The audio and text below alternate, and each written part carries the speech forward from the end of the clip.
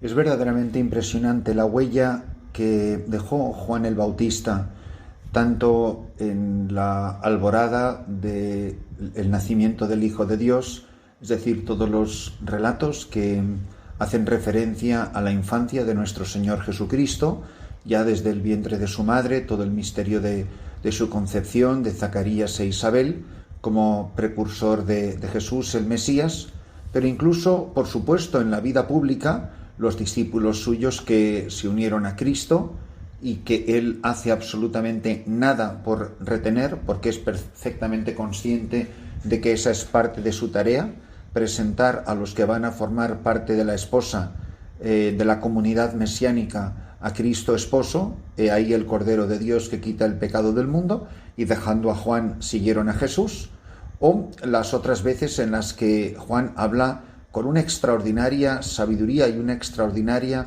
autoridad sobre Jesús. Hacer rectos los caminos del Señor, allanad sus senderos, bautizar en el río Jordán. Y esto lo digo a cuento de los primeros 12 versículos del capítulo 14 del Evangelio de San Mateo, donde se nos relata la experiencia del asesinato de Juan el Bautista por manos del virrey Herodes. Las lecciones del asesinato, de la ejecución de Juan el Bautista saltan a la vista. Eso es lo que hace el poder.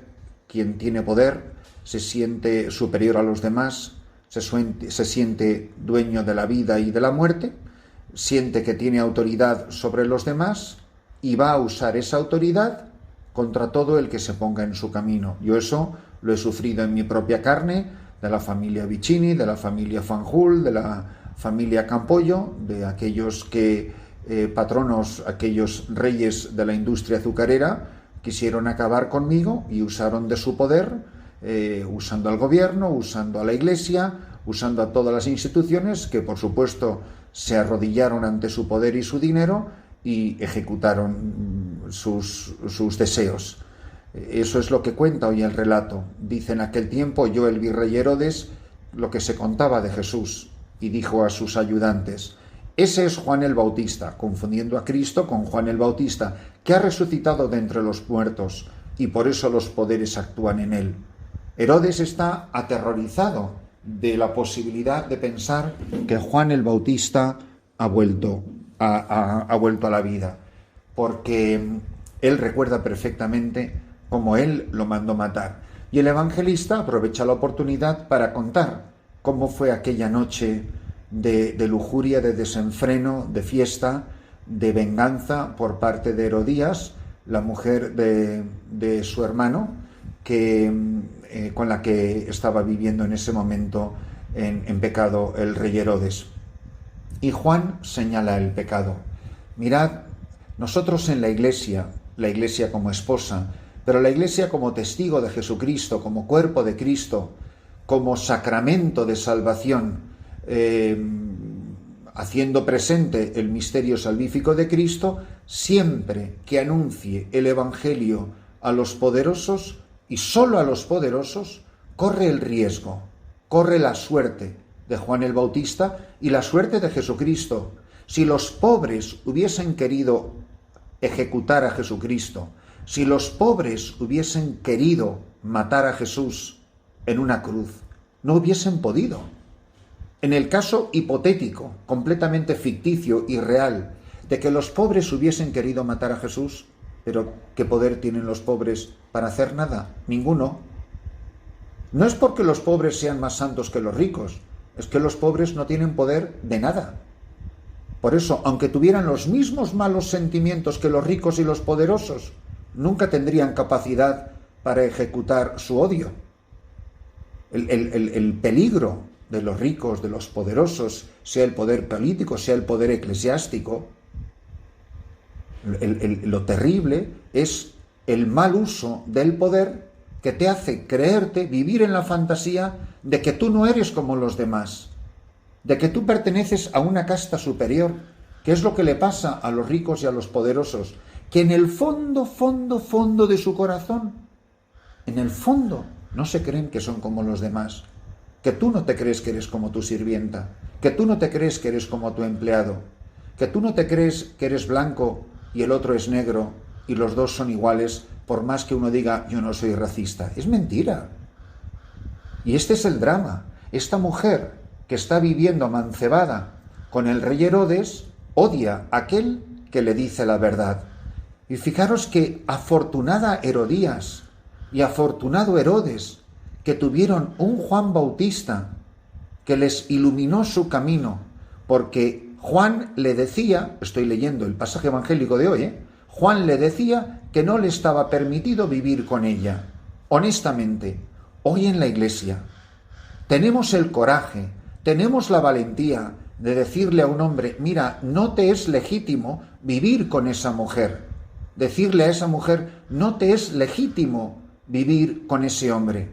¿Desde cuándo nosotros tenemos la autoridad de redefinir el matrimonio, de redefinir los mandatos de Jesucristo? Continuamente la Iglesia, para decirle esa misma frase a los ricos, tiene que tragar mucha saliva en seco, que no es fácil decirle a un rico del que necesitas su dinero, no le es fácil el tener que actuar y anunciar el Evangelio cuando tú tienes necesidad de esa persona y de que esa persona te puede hacer mucho daño. Y nosotros en la vida instintivamente sabemos muy bien quién nos puede hacer daño y quién no tiene ningún poder ni ninguna autoridad sobre nosotros. Que yo le diga a un monaguillo, a una madre de familia, que yo le diga a un seglar, a un feligrés de mi parroquia, de estas humildes y paupérrimas gentes que no pueden seguir viviendo de esta manera, eso es muy fácil. Ahora, que yo le diga a un obispo que lo que está haciendo está mal, que yo le diga a un político, que le diga a un gobernante, que le diga a un superior, que le diga a una persona rica y poderosa que lo que está haciendo está mal, no os creáis que es tan fácil decirlo. Por eso, en el fondo, los ricos, los poderosos, siempre encuentran a alguien que les digan que lo que están haciendo está bien o al menos no está tan mal. Siempre encontrarás a alguien que te dé la razón. Siempre encontrarás a alguien que te tranquilice la conciencia. Pero demos gracias a Dios por ese puñado pequeñísimo, lamentablemente, sobre todo de sacerdotes, que tienen el coraje y la valentía de decirle la verdad. No es una frase muy evangélica, pero la entendemos todos perfectamente, que son capaces de decirle la verdad hasta el mismísimo lucero del alba. Y cuando tú te das cuenta que a ese hombre no le importas, no te tiene miedo y te va a decir lo que te tenga que decir, reacciones como reacciones, te dejes llevar por sentimientos de venganza porque tienes poder contra él, lo que sea. Eso lo viví yo en mi propia carne en República Dominicana. Eso lo vi con mis dos ojos, cómo maltrataron los poderes y las autoridades a don José Rivera, mi director espiritual. He visto el maltrato con mis ojos de magníficos sacerdotes, de magníficas religiosas y también de seglares, que por ser firmes en la verdad, firmes en la fe, es la frase del apóstol San Pablo, la que fue el lema de la Jornada Mundial de la Juventud en Madrid con Benedicto XVI, firmes en la verdad, como una roca.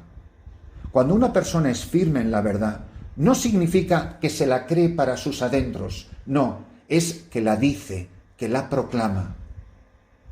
Este verano te vas a encontrar con mucha gente a quien nadie se atreve a decirle la verdad. A lo mejor en tu lugar de vacaciones estás con alguien a tu lado que está viviendo mal y que si sigue así va por muy mal camino. Yo no soy quien para juzgar porque soy el mayor pecador de todos, pero que objetivamente si esa persona sigue viviendo así, se va a perder su alma.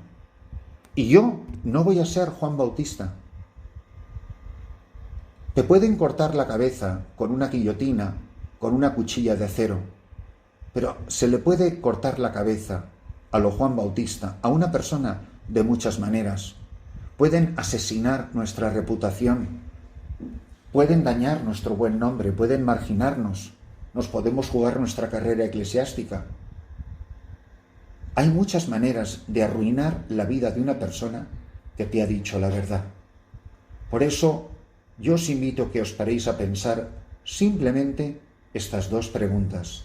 La primera, ¿quiénes han sido los verdaderos Juan Bautistas en mi vida? ¿Quién es esa persona que yo sé que ha tenido la libertad de decirme lo que yo necesitaba oír para no seguir viviendo como Herodes y Herodías? Que no tiene por qué ser pecados de sexualidad, puede ser de cualquier índole, puede ser la soberbia, puede ser el robo, puede ser el desenfreno, puede ser el pecado del lujo, el que sea.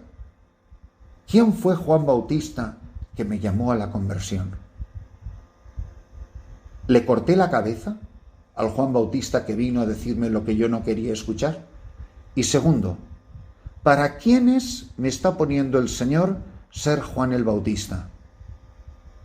Hay mucha gente que está en contra del aborto, sí, hasta que tu hija quede embarazada. Hay muchas personas que están a favor de la enseñanza moral de la Iglesia cuando le viene bien a otro, no cuando me viene bien a mí. ¿Quién ha sido la persona que ha puesto el Señor en mi vida para que yo le anuncie el Evangelio y que esté dispuesto a que me corten la cabeza? Benditos vosotros y yo, si somos capaces de ser Juan Bautista en un mundo tan sumamente desvergonzado, tan sumamente corrupto, tan sumamente perdido como en el que vivimos hoy. Nunca como hoy hemos tenido tanta necesidad de hombres y mujeres que estuvieron dispuestos a que les cortaran la cabeza con tal de poner a sus hermanos en camino de salvación. Y benditos nosotros, si Dios nos envía un Juan Bautista que todos necesitamos, que no nos tenga miedo, a quien no podamos ni silenciar ni manipular, para que también ellos a nosotros nos pongan en camino de conversión. Pues si somos capaces de anunciar el Evangelio y ser Juan Bautista, si tenemos la humildad de dejarnos evangelizar por aquellos que han sido Juan Bautista para nosotros, creedme que habremos salvado nuestra alma y habremos colaborado en la salvación de los hombres nuestros hermanos.